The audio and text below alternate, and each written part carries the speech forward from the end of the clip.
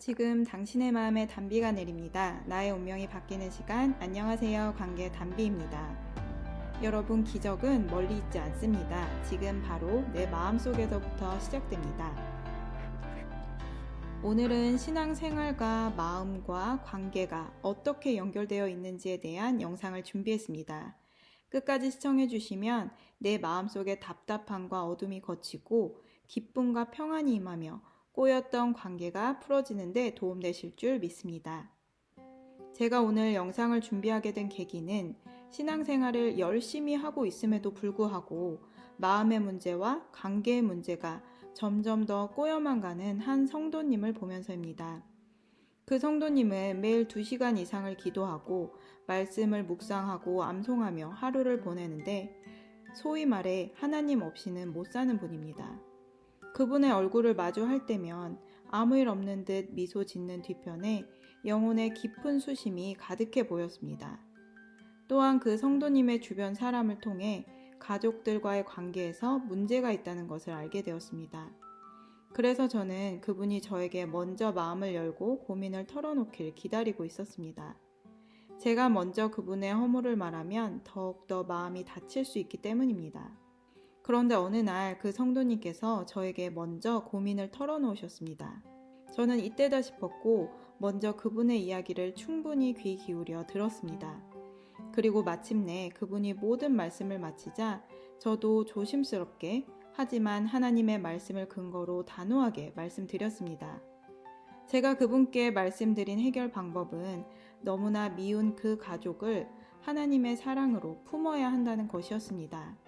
또 지금은 이 영적 전쟁이 너무나 힘들겠지만 훗날에 성도님과 비슷한 문제로 신앙생활 가운데서도 고통받고 회의감까지 느끼는 분들에게 큰 도움이 될 것이라고 말씀드렸습니다.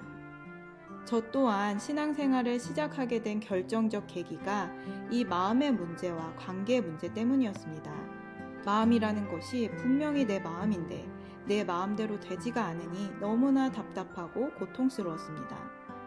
관계도 마찬가지로 나는 분명히 그 사람과 잘 해보고 싶은데 멀어지게 되는 일들이 생기고 또 처음에는 좋았지만 시간이 지나면서 상대의 허물이 보이고 관계가 꼬이고 소원해지고 끊어지는 것들이 저에게 있어서는 가장 큰 스트레스였습니다. 그렇게 저는 마음의 고통을 키우다가 공황장애, 수면장애, 우울증 등으로 고생을 했고 내 마음과 관계를 고칠 수만 있다면 나의 영혼, 내 인생을 전부 바칠 각오도 되어 있었습니다. 바로 그때 하나님께서 하나님이 누구신지도 모르는 저를 난생 처음 교회로 이끄셨고 그곳에서 저는 사랑의 근본이신 하나님을 만나 비로소 마음과 관계의 치료를 받게 되었습니다. 그 후에도 저에게 있어서는 마음과 관계가 신앙생활을 점검하는 척도가 되었습니다. 이미 치료받았음에도 불구하고 다시 마귀의 유혹에 넘어가 내 마음에 하나님의 사랑이 식어지면 다시금 사람을 판단하고 정죄하고 미워했던 과거로 돌아갔습니다. 과거에 가졌던 미움보다 적어도 7배는 더 크게 미움이 불일 듯 일어났습니다. 작은 일에도 얼굴이 화끈거릴 정도로 화가 났고 어떤 날에는 밤새 잠이 안 올 정도로 상대에 대한 나쁜 생각이 떠나지 않을 때도 있었습니다. 초신자 때는 영의 세계를 잘 몰라서 이것이 마귀가 친 올무에 걸려들었다는 것을 모른 채 몇 날을 고생하기도 했습니다. 그러나 너무 괴로워 하나님 앞에 나가 나의 억울함을 호소하고 기도하다 보면 하나님께서는 저의 수준에 맞게 깨달음을 주셨습니다. 사랑과 긍휼이 풍성하신 하나님께서는 처음에는 연약한 저를 달래주셨고 제 마음이 진정되면 그제서야 저에게도 잘못이 있다는 것을 알려주시고 진실하게 회개하게 하셨습니다. 그렇게 영적 세계에 대해 서서히 알아가면서 마귀와 싸울 수 있는 힘이 키워졌습니다. 마귀가 사람의 허물을 보여주면 눈을 질끈 감고 상대에 대한 축복 기도를 했습니다. 제가 얼마나 단순하게 기도를 했던지 성령님 제 눈과 귀에 정화기를 달아주세요. 저 사람의 행동과 말에 좋은 점만 보고 들을 수 있게 해주세요 라고 기도하면서 주님께서 제 기도를 받아주셔서 정말로 상대를 축복 기도할 때 제가 잊어버렸던 상대방의 장점도 알려주시고 저에게 도움을 주었던 것들도 생각나게 해주셨습니다. 그렇게 저는 조금씩 축복 기도의 맛을 알게 되었고 이 작은 축복 기도들이 한 번, 두 번 쌓여가면서 신앙이 성장해 갔습니다. 그러나 강교하고 집요한 마귀는 제가 육체로 살아있는 동안에는 절대로 포기하지 않습니다. 악한 마귀는 제가 영적으로 성장할수록 고도의 전략으로 다가왔습니다. 최근 제가 경험한 일을 말씀드리겠습니다. 제가 어떤 교회 행사가 있어서 예배에 참석을 하게 되었습니다. 그런데 예배당에 들어가 앉아 잠시 기도를 하고 있는데 무언가 영적으로 제 속에 거리끼는 것이 있었습니다. 분명 강사로 서신 목사님, 찬양단, 사회자, 회중들 겉으로 보기엔 아무 문제가 없었음에도 불구하고 저 혼자서만 영적인 감지기가 예민하게 작동해서 불순한 것이 느껴지는 것이었습니다.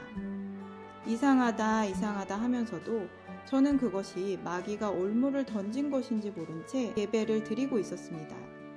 그러던 중 마귀가 두 번째 올무를 던졌습니다. 강사 목사님의 설교가 이상하게 들리는 것이었습니다. 성경적인 용어가 있음에도 불구하고 세상적 용어, 학문적이고 지식적인 용어를 많이 쓰시는 것이었습니다. 저는 속으로 왜 저렇게 단순한 성경적 용어를 세상적 용어로 어렵게 설명을 하지? 라는 생각이 들면서 그것이 지식화된 신앙인들의 교만일지도 모르겠다는 생각이 들었습니다. 그때부터는 한 귀로 듣고 한 귀로 흘리며 건성으로 예배를 드렸습니다. 그런데 예배가 끝난 후부터 몸이 조금 이상했습니다. 워낙에 입덧이 있어서 속이 좋지 않았는데 입덧과는 다른 이상한 아픔이었습니다. 점심을 먹으러 갔습니다. 그런데 식사를 시작한 지 얼마 지나지 않아 갑자기 속이 답답해지면서 위경련이 왔습니다. 저는 예전에도 너무나 고통스러웠던 위경련의 경험이 있었기 때문에 얼른 뛰어나와 근처 병원으로 갔습니다. 임산부라 약한 약을 처방받아서인지 약을 먹어도 복통이 가라앉지 않았습니다.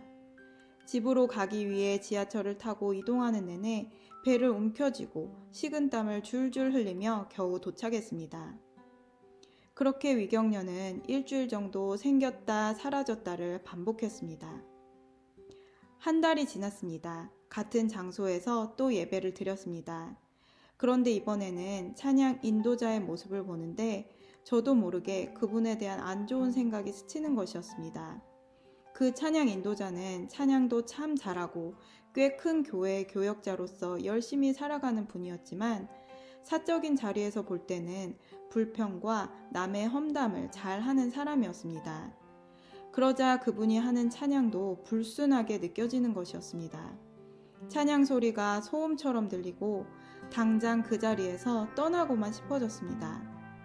한번 사람에 대한 부정적인 생각이 들어오니 마귀가 저를 계속해서 부추기는 것이었습니다.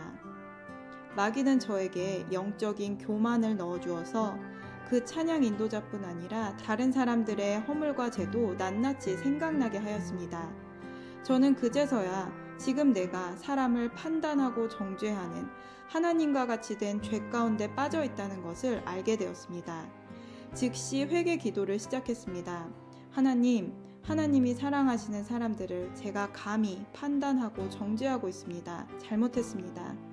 하나님을 사랑한다고 고백하면서도 눈에 보이는 형제를 사랑치 못하는 저는 하나님을 사랑하지 않는 죄인입니다. 하나님을 사랑하지 못하고 사람을 사랑하지 못하게 하는 이 마귀의 올무에서 저를 건져주세요. 기도가 정말 간절해지면서 눈물이 흘러나왔습니다. 지난 몇 달 동안 저는 오로지 주님만을 사랑하고 주님이 사랑하는 사람들을 사랑하겠노라고 고백하고 선포하고 기도해왔거늘 제 실상은 그 반대였던 것을 알게 되니 제 스스로가 너무나 못나고 죄를 깨닫지 못한 무지함이 처량해 보이기까지 하는 것이었습니다. 그러나 사랑의 하나님께서는 진실하게 회개하는 자를 절대로 모른 척 하시거나 물리치지 않으십니다. 하나님께서는 저에게 손을 내미시며 다시 일어나서 나와 함께 믿음과 소망과 사랑의 길을 가자고 재촉하셨습니다. 여러분, 마귀는 진실한 사람을 비웃습니다. 그러나 하나님은 오직 진실하게 자신의 죄를 고백하는 사람을 붙들어 주십니다. 요한일서 1장 9절에서 10절 말씀. 만일 우리가 우리 죄를 자백하면 그는 미쁘시고 의로우사 우리 죄를 사하시며 우리를 모든 불의에서 깨끗하게 하실 것이요. 만일 우리가 범죄하지 아니하였다 하면 하나님을 거짓말하는 이로 만드는 것이니 또한 그의 말씀이 우리 속에 있지 아니하니라. 아멘.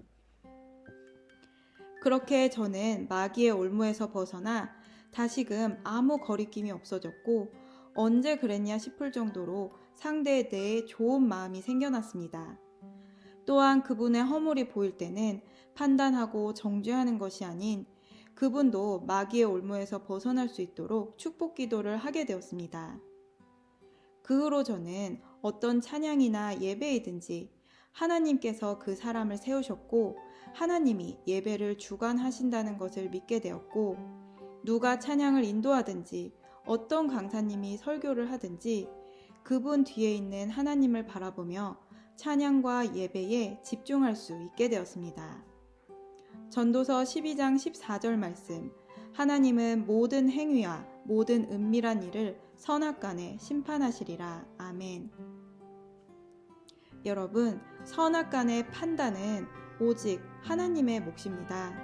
사람은 마음에 안 드는 사람이 있을 때 그런 마음이 든 나 자신을 바라보고 내 안에 하나님과 같이 된 교만을 회개하고 상대를 축복하며 살아갈 때에 하나님께서 하늘의 신령한 복과 땅의 기름진 복을 한량없이 부어주십니다.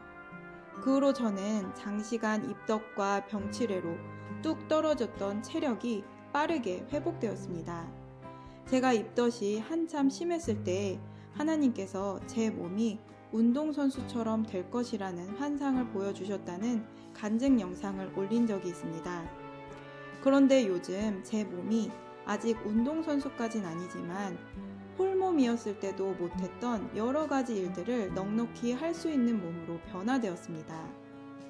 세상에서는 6째를 임신했다고 하면 제 몸이 상한다고 걱정을 하는데 저는 하나님의 은혜로 결혼 전보다도 더 건강해져 가고 있습니다. 민수기 6장 24절에서 26절 말씀.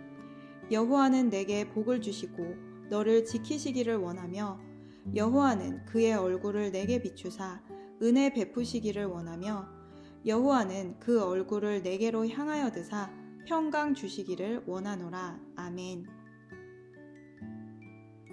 하나님은 마치 한 남자가 사랑하는 여자에게 선물을 사놓고 그 여자가 오기만을 기다리는 것처럼 우리들을 기다리고 계십니다.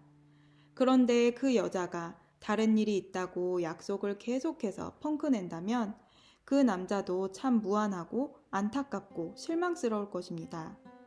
이처럼 사람이 하나님의 말씀에 자꾸 불순종하고 삐뚤게 나가니 하나님께서는 얼마나 힘드실까요?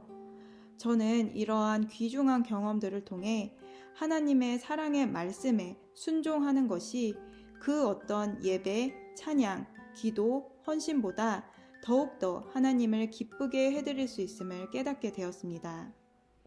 요한일서 2장 4절에서 5절 말씀. 요한일서 2장에 있는 말씀입니다.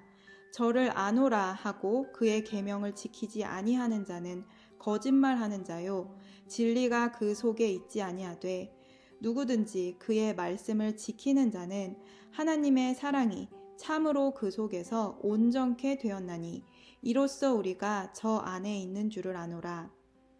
빛 가운데 있다 하며 그 형제를 미워하는 자는 지금까지 어두운 가운데 있는 자요 그의 형제를 사랑하는 자는 빛 가운데 거하여 자기 속에 거리낌이 없으나 그의 형제를 미워하는 자는 어두운 가운데 있고 또 어두운 가운데 행하며 갈 곳을 알지 못하나니 이는 어두움이 그의 눈을 멀게 하였음이니라. 이 영상을 보신 분들께서도 하나님을 사랑하고 내 이웃을 내 몸과 같이 사랑하라는 하나님의 말씀을 지켜 하나님의 사랑을 받아 온전케 되시기를 축복합니다. 신앙생활에 도움이 필요하시다면 영상 끝에 있는 연락처로 연락 주시기를 바랍니다. 오늘 영상은 여기까지입니다. 끝까지 시청해주신 여러분 감사드립니다. 이 영상이 도움되셨다면 구독, 좋아요, 알림 설정을 부탁드리며 사랑하는 분들께 영상 공유해 주시면 정말 감사하겠습니다. 누구나 아름답습니다. 누구나 희망이 있습니다. 이상 메마른 관계 단비 같은 소식을 전하는 관계 단비였습니다. 오늘도 행복한 하루 되세요. 감사합니다. 영어로 된 사랑의 복음을 듣고자 하시는 분들께 생명을 품은 유튜브 채널 라이프 메카닉을 추천드립니다.